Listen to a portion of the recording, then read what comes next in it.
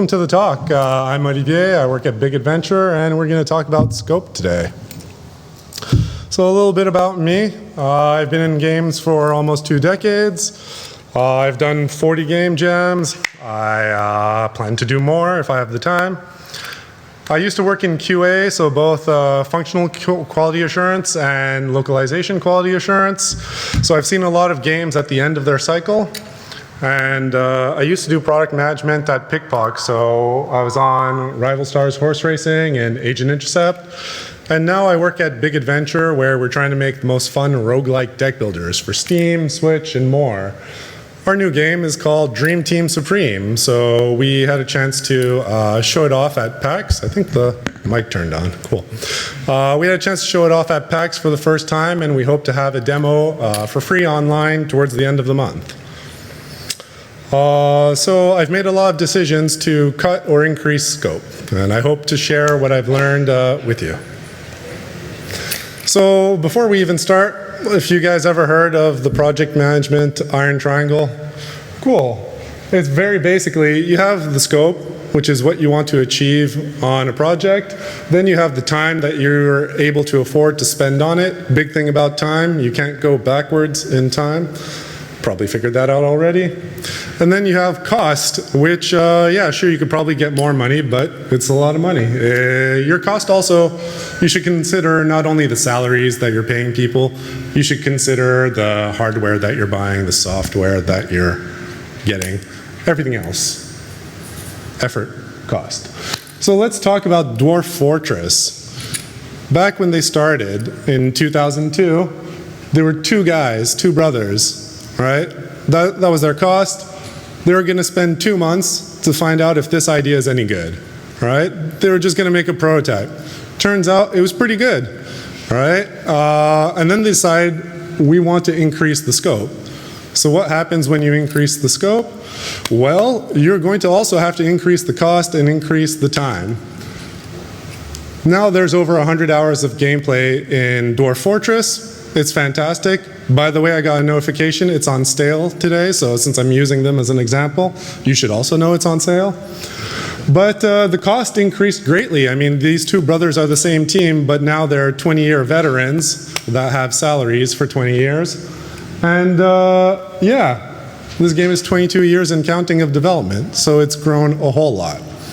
All this to say that if you change the scope, you also have to change the cost and time. Let's look at another example. No Man's Sky. So this was introduced, like, these are not bad games. These are all very successful games. But No Man's Sky was introduced kind of to the world in a late night talk show where they promised everything, literally everything. Now there are 12 people, and they were going to spend 3 years making it. They were actually wrong about how much they could do with 12 people in 3 years, but that is literally, they stuck to their guns. They didn't change that. They released with no multiplayer, no base building, basically a ton of the stuff that people expected to be in the game wasn't in the game. It wasn't a bad game, it's just that they overshot what they could do, and since they didn't want to adjust their cost or their time, they ended up shipping with a lot less scope. Cool? They kept working on it. It's a successful game now. It's a great story, but also it just highlights that if you don't move cost and time, you're going to end up with exactly the scope that you can produce and no more. Cool. So a couple of assumptions before we start. We're not talking in this talk about changing the cost or the time, right? We're just talking about scope up and down. We're also talking about game development in an agile framework. So it's very different to not ship multiplayer when you release than it is to deliver 90% of a bridge, right? So if you're working in waterfall, this talk isn't going to really help you. I also assume that you know your project goals, like what are you trying to achieve? You're going to use this to make all your decisions. If you don't know that, figure that out first. Cool. So the backlog is the primary tool that I use, and just to preface some of this because I kind of jumped in because I was late. this is a talk about my experience and things that I've learned and applied, so hopefully they could be useful for you. The backlog is the primary tool I use to manage scope. The thing that matters is how you use it. It's not the actual tool that matters, right? If you have a backlog, it just needs to list all the work that serves that project goal. It needs to include all of it in one place. We'll go deeper into that. And you should pick the tool that everybody knows how to use, or whatever's easiest, right? If I'm at a game jam, I'm using Google Sheets. Everybody can follow a checklist. It's fine. We have 2 days, right? Like, cross that stuff off. It's easy. I personally prefer to use Jira, but that's because I used to be in QA for years, and I could teach anybody how to use it. So at Big Adventure, we use Jira. It's easy because by now everybody already knows how to use it. Select the tool that is the easiest for you. They all work the same. It's about how you work it. Couple rules. Work items are goals that serve your project goal, right? So whether it's a user story that's written from the point of view of how a user is going to get value from this work, or whether it's a bug, they all have to serve that project goal. If they don't, out of the backlog. Work items that are at the top of your priority list, and remember I said it's a single list, they are the highest priority, and you just rank them in order downwards. I mean, you could flip that if you wanted, but you'd have to tell everybody, right? Work items that are higher priority need to be more precise.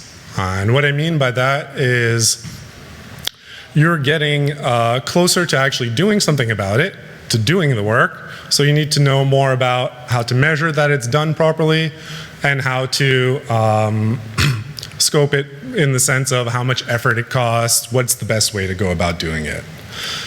When items are lower priority, they can simply be a single sentence, right? Like you can just have an idea. Cool. So the first thing that you do with a backlog is you need to shape it. And I talked about project goals. A lot of you will have seen SMART goals before. They're pretty great in terms of getting you to really understand and be very aware of what you're trying to achieve and where you're putting your effort. So I use alignment with goals to validate work items. If you come up with a specific, measurable, achievable, relevant, time-bound statement or understanding for every one of your work items, you will get great grades, but it will take you forever, all right? So if you're starting out, do this. Like, this is the work that you should start out by doing, all right? Get good. But when you have stuff to do and work's piling on, when you're looking to introduce something into your backlog, all I care about is that it's achievable or it's relevant. If it's not achievable, then hey, we're not going to do this work, right? Because we can't. If it's not relevant to the project goals, why is this even in the backlog? It shouldn't be, right? You can decide whether it goes in or out simply by looking at these two criteria. It only needs to be specific when you're starting, specific enough so that you can tell it apart from something else in your backlog. If you're looking at paint the barn red and color the barn red, like, I don't know what the difference is, and in a month, I'll have no idea whatsoever, right? They need to be more specific than that, but typically you don't need to worry about it. Since everything is in a single list, you want to rank your backlog. A lot of systems use letters like A, B, C, or even S. You know, you can have an S-class bug or whatnot. They use medium, high, low. It doesn't matter, right? Whatever system you're using is fine, as long as you're making decisions this way, right? So the most important thing is the most valuable thing. And if it's urgent, then there's an opportunity associated with it, right? So if something's important and urgent, you should be doing this first. Then you should do the most valuable thing, which is the important stuff. If something is urgent, but it's not important, you may miss out on an opportunity, but you're not adding a low-value item over a high-value item. So you've got to make choices in life, and it's a shame to miss the opportunity, but it's probably better that you added the high-value thing anyways. And if it's neither important nor urgent, you probably don't need to do it right now. You'll come up with something more important before you get there. Let's look at a real-world example. Some of us play games. Skyrim. If you only did the important and urgent stuff in Skyrim, you'd be done with that thing in 40 hours or less. If you did everything that came up when it came up, you're looking at an extra 200 hours of game. So if Skyrim is your backlog, do the important and urgent stuff. Cool. All right, I said before, it's only one list, right? You don't want to have a bunch of information that you're like, I'm doing this now, and I'm doing this tomorrow, and I'm doing this there. Like, that's messy. I've actually done it, so what happens? If you have multiple lists of priorities, it's conflicting, right?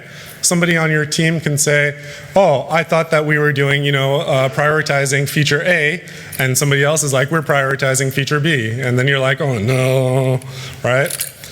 You need to have everybody working on the same stuff.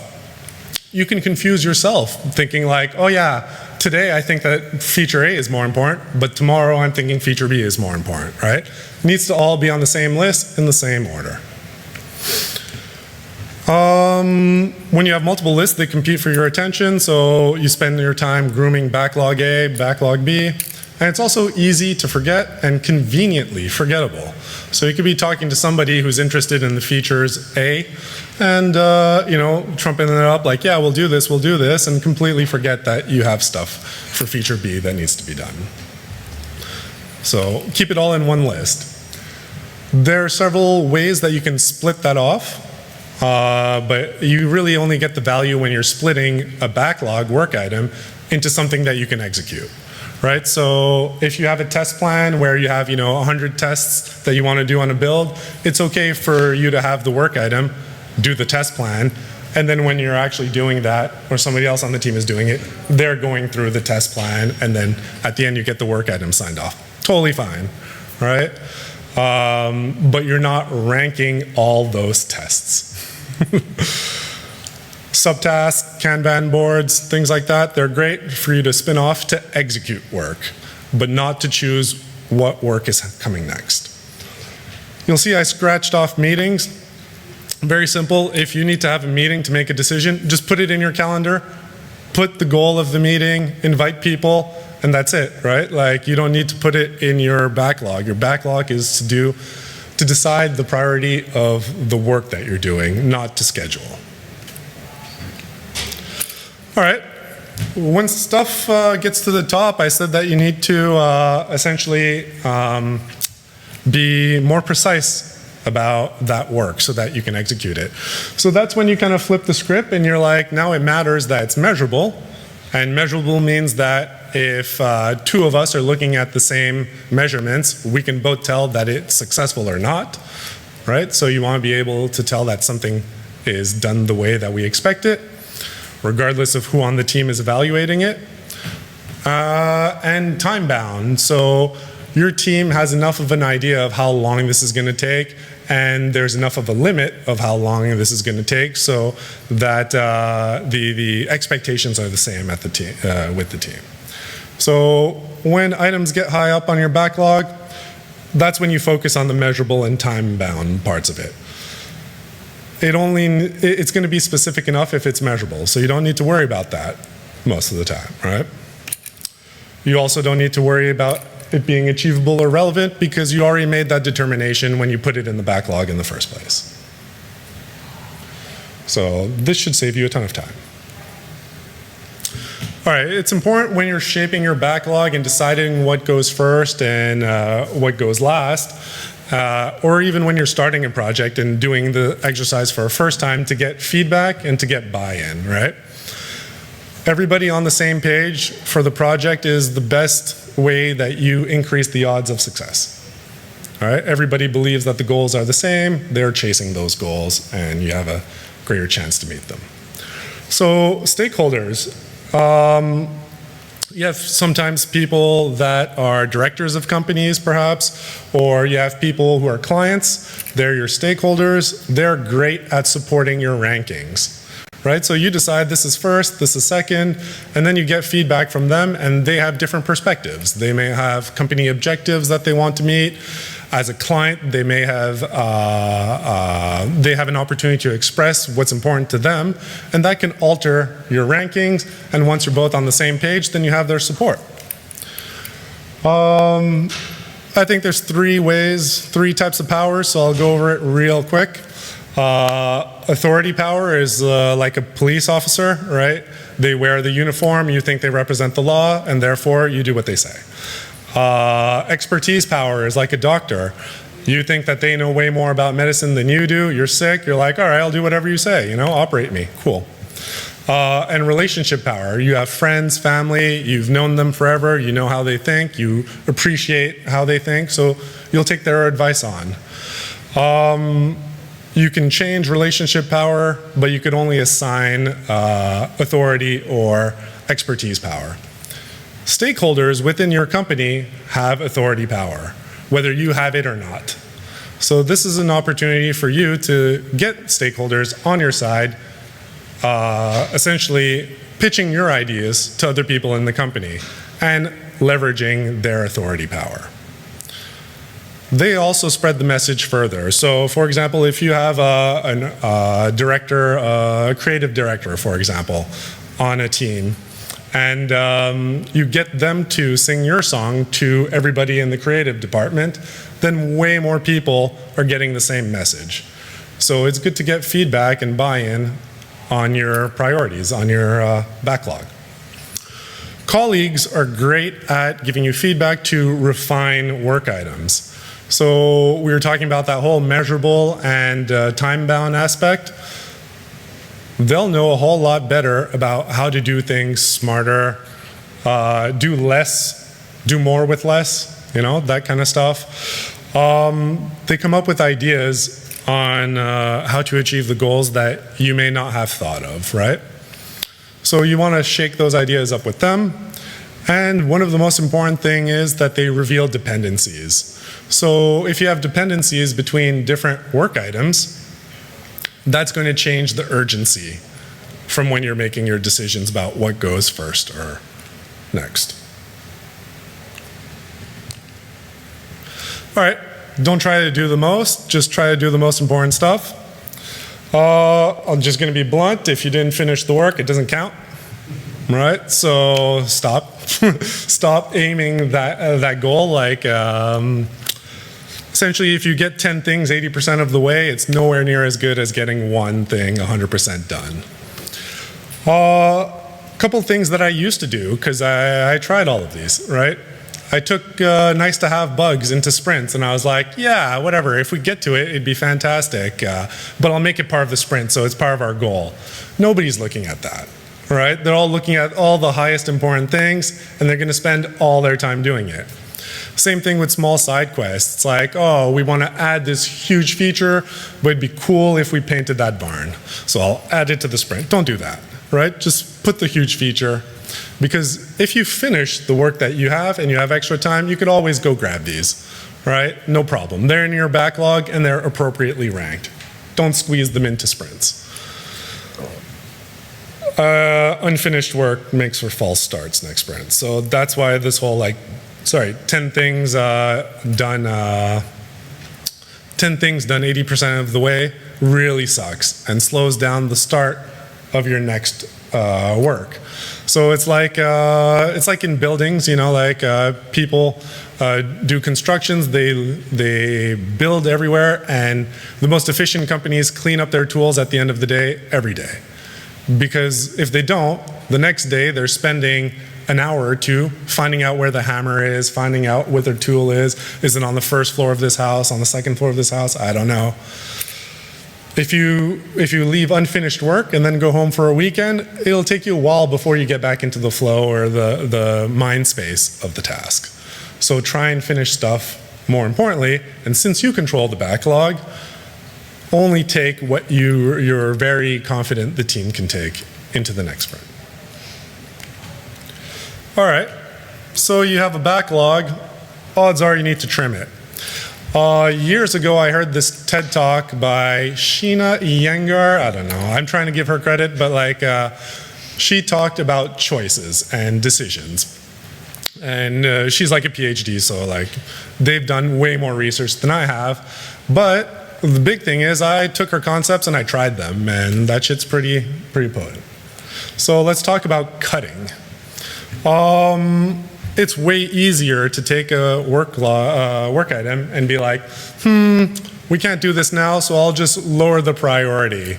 But it's way more valuable for you to just cut it. If you're not going to be able to do it, if you get rid of it from the work that you're ever going to do, it'll be much easier for you to manage a shorter list. So don't hang on to things that you're very unlikely to do. If you have a million choices and then you cut it down to 3 choices, you're going to get done much faster, right? That's the basic math of it.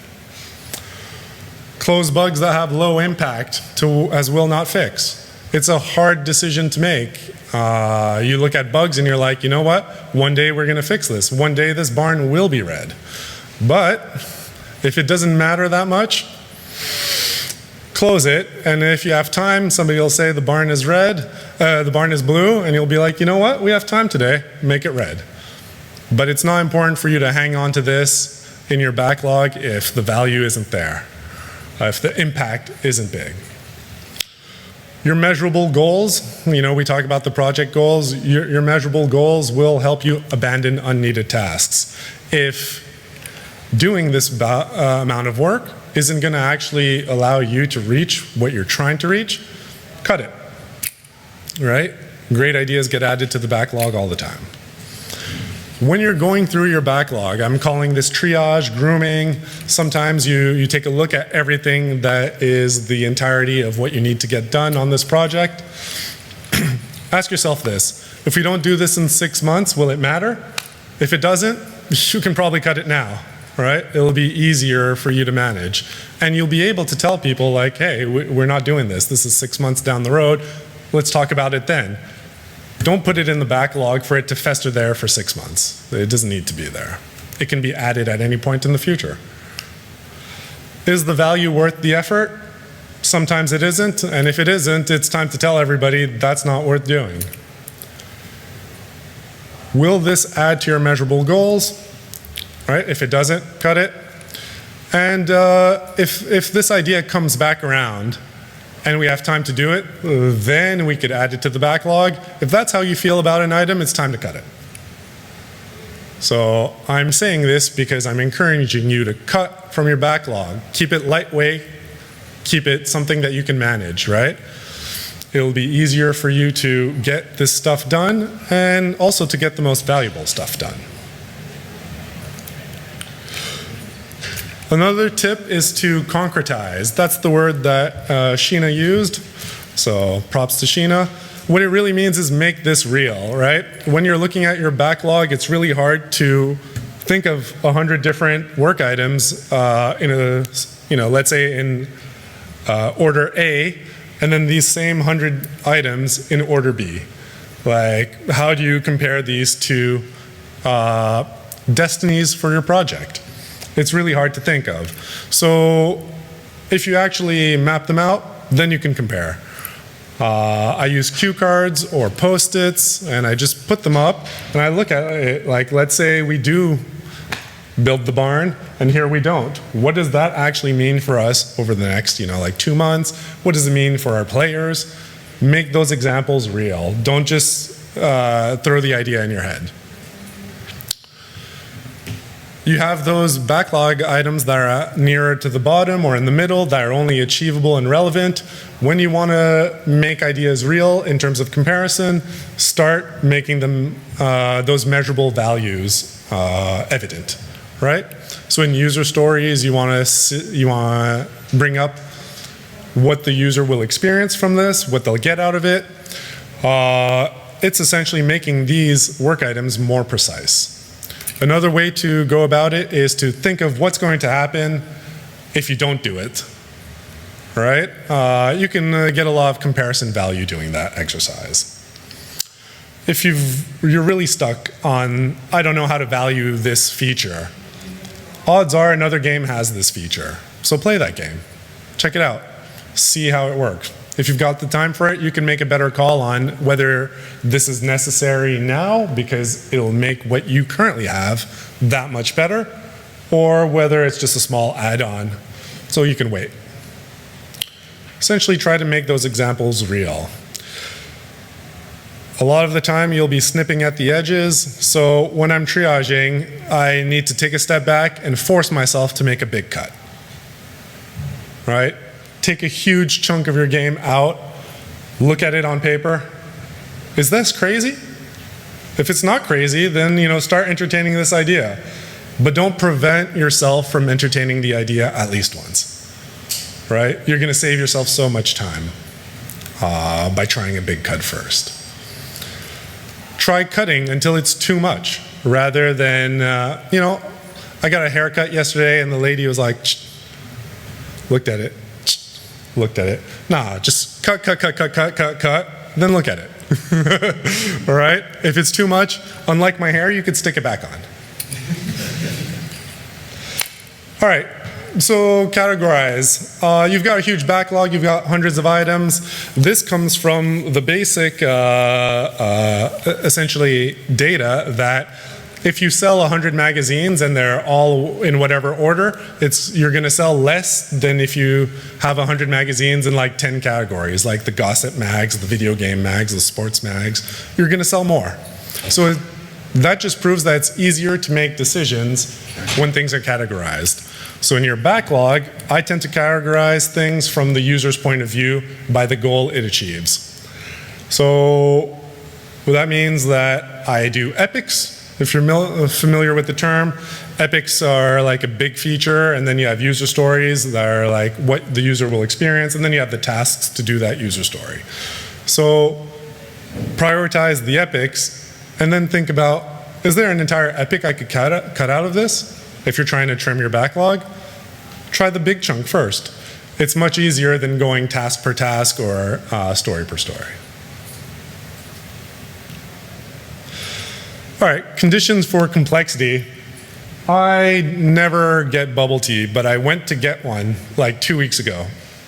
I went to get one 2 weeks ago, and I asked the lady, like, oh, is there like, something everybody gets? And she said, here's the top 20 recommendations. Like literally, this is a legit document that they have. It's pretty tasty, so go check out Noah's Ark, but what the hell? Like, what this tells me is like there must be at least 50 different combinations, and these are the top 20 out of 30. Like I didn't know that I had to take a class for this. I just wanted something tasty. I was expecting a top 2. You need to condition yourself for the complexity to come. You have 100 backlog items. It's not cool to go through 100 things and organize them. You're just going to rip your hair out. So when you're triaging this, if they're all categorized by your epics, right? Try to cut the epics first. If you can't, they're already in order of the most value that you can. Prioritize the user stories within the epic. It'll be much faster to decide that run than having them all mixed up. Then cut those user stories if you can. Then you go to prioritize the tasks within there, within each story, right? And repeat the process, right? Make it easy for you to make decisions at every step. You'll save tons of time doing it, and your backlog will be better for it. Sunk costs. People play poker. Sometimes they get pot committed. That's what it's called. So you bet at every, turn or every card that comes up, and suddenly there's more money in the pot than you have in your own, at the table that you can put in, right?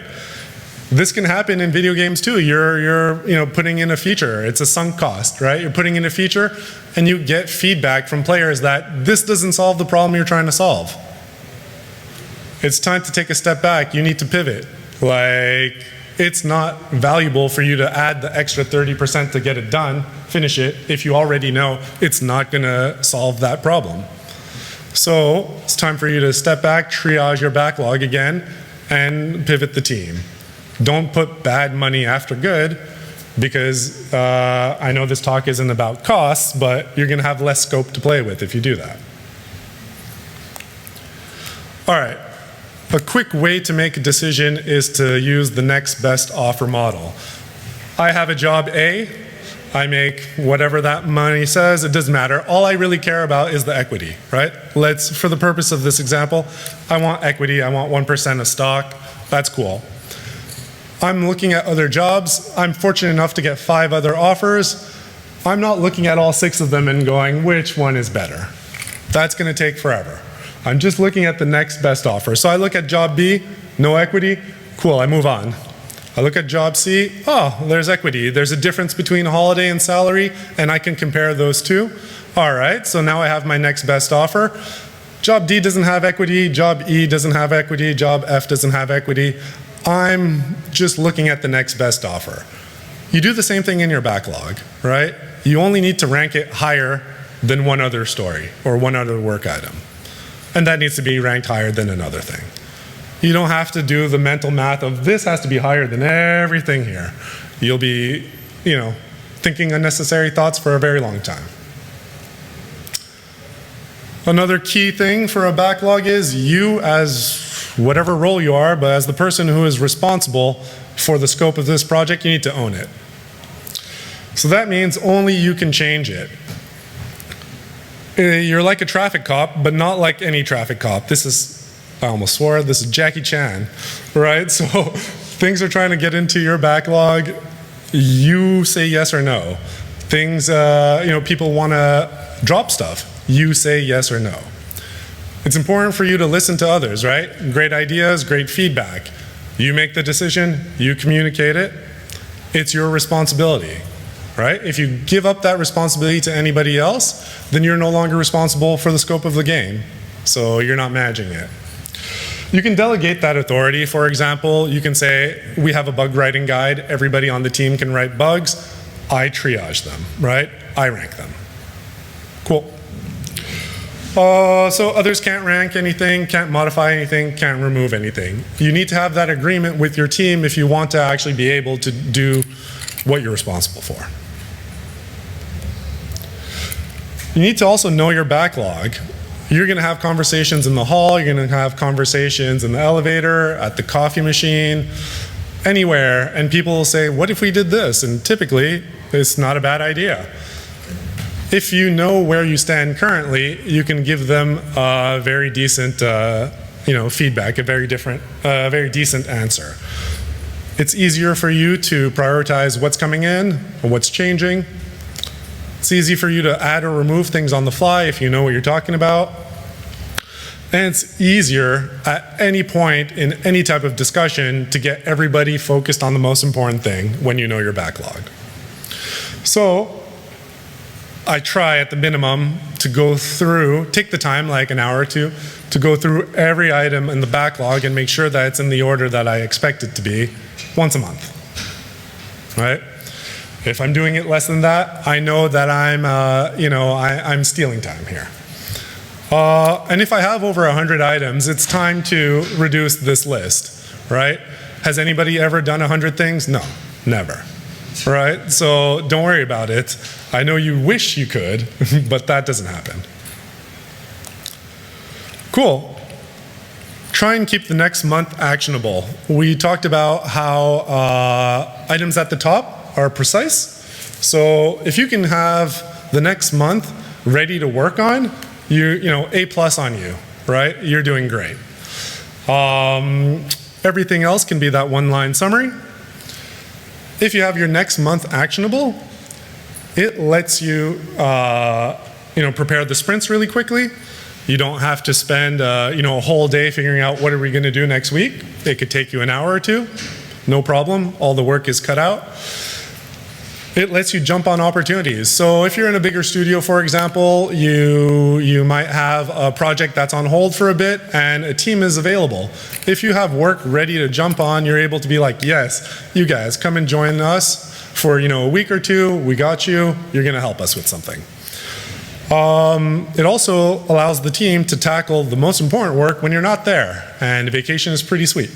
So if you have your stuff in order, the team's able to just execute from top to the bottom. It also gives you breathing room to break down future work, so you're not always chasing the next thing. We talked about doing the important and urgent stuff, and then the important stuff before the urgent stuff. And if you don't have enough breathing room, you're going to be doing the urgent stuff of maintaining your backlog. Oh, there's a laser pointer. All right. Well, so I'm sorry about the image here. I had this whole Hades thing for a while, and I forgot to change it when I dropped off that idea, so this is irrelevant. But pressure from within. Your scope can change because in game dev, you have great ideas all the time. Like, how can we do this better? How can we do this smarter? It's going to happen. So be ready to be able to triage those ideas. You need to be able to respond to it. You definitely don't want to be in a position where you can't listen to other people's great ideas about how to make the game better. One thing I learned is pitch meetings are not nobody expects you, or perhaps people have the wrong expectation that you as the manager of this backlog are going to say after this pitch, yes or no, flat. Like you either take it as it is or you don't take it as it is. It's an opportunity for you to work towards getting the most value that you can for your game.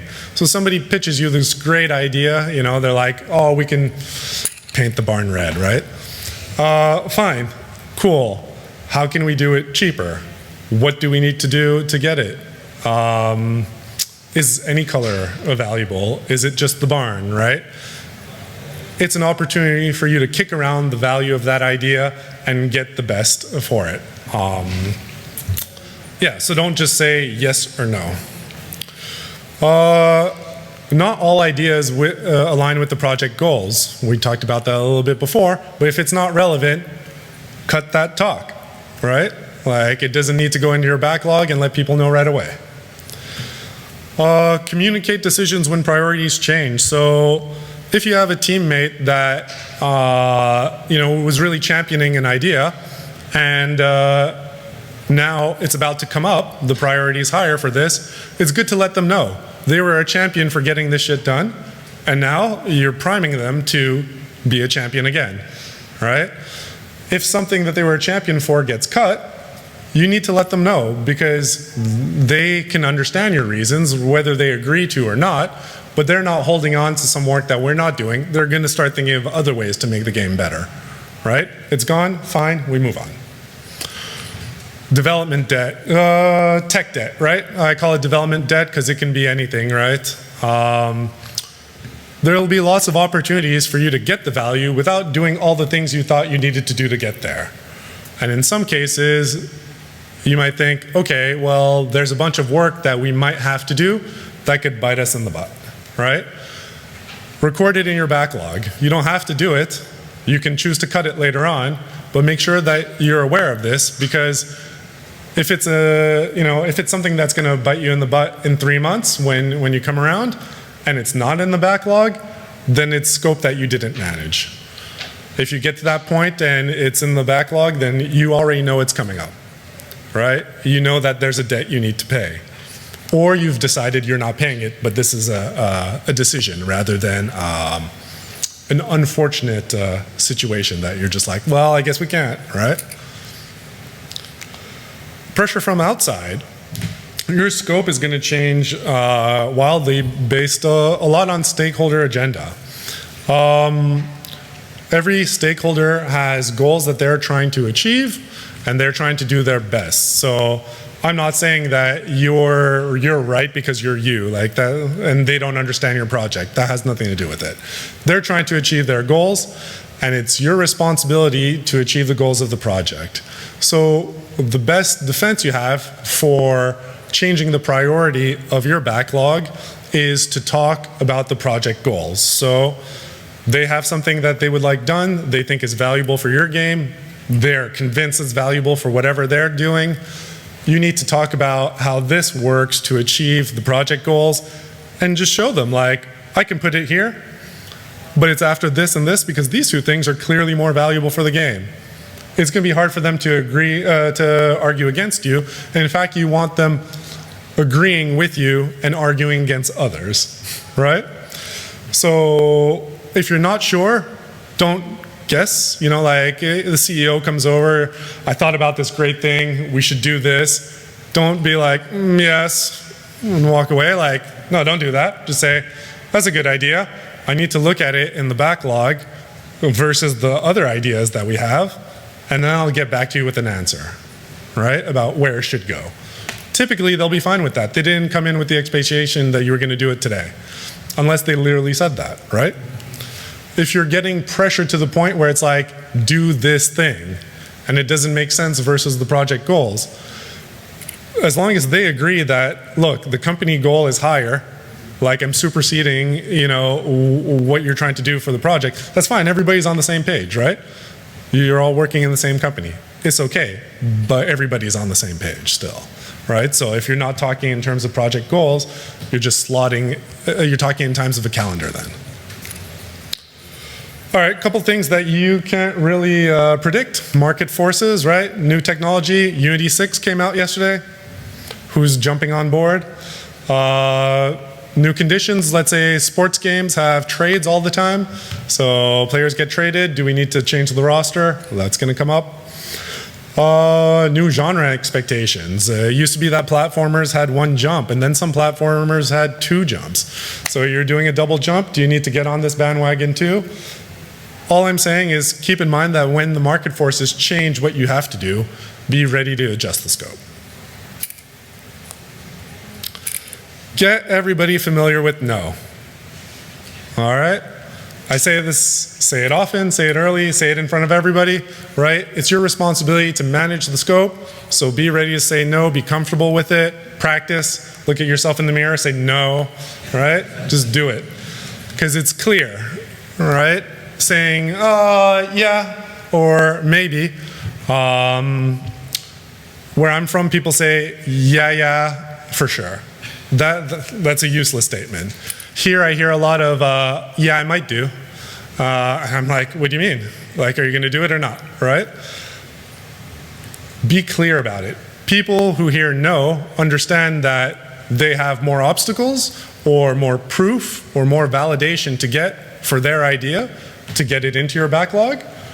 They understand that if it's not worth getting that extra validation or proof, that they need to come up with another idea, right? Or that they can achieve their goals a different way.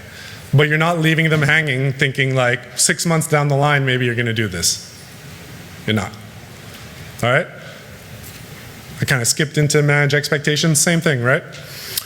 Now, it's not about stonewalling. You're not there just to say no without a reason, just to lower the amount of work that you're doing or lower the amount of work that you have to do in managing the backlog or the scope. Right? You're saying no to be clear. You're always giving an answer, right? Ideally, it's an answer about your project goals and the alignment within the rest of the backlog, right? Give people a reason why it's no, so that if they come up with an alternate way and it's yes, they can use that information to figure it out, or they can understand why they're going back to the drawing board, basically. Hold on to the backlog with an iron fist, right? It's your responsibility to not let things that you don't want in, and I say don't want because they're not the top priority, right? Not because of a personal want. If they're not the top priority for your backlog, they shouldn't be on top, or else you're not going to do the most important things for your project. All right, sometimes the stuff is stressful. You know, if you're looking at 100 items, even if you've like, you know, divided it, categorized it, you've conditioned yourself to do the least complex thing before the more complex thing, there's still a lot to think about. I feel like stress comes from indecision. So once you've made a decision, then you can spend all your energy on, the solution, on achieving the goals. But sometimes the decision takes a while, so if you've been, you've done the work, you've put it all into shape, take a walk, think about it, let the air hit your face, right? Take a shower. I used to be on Rival Stars horse racing. I was selling horses in the shower all the time, all right? Lots of great ideas. But, stare at the pin board, but let your mind rest and come back. You've done the work. You've settled with your idea. You've done this huge cut. Ask yourself, is it crazy? But then you went for a walk before you answered, right? You're gonna know whether it's crazy or not if you're still thinking about it by the time that you're back. Cool. So in conclusion, you're responsible for the backlog.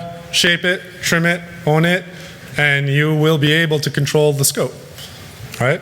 Hopefully this talk gave you some tips and helped you look at it in the future. I kind of ran through it, but yeah. Thanks.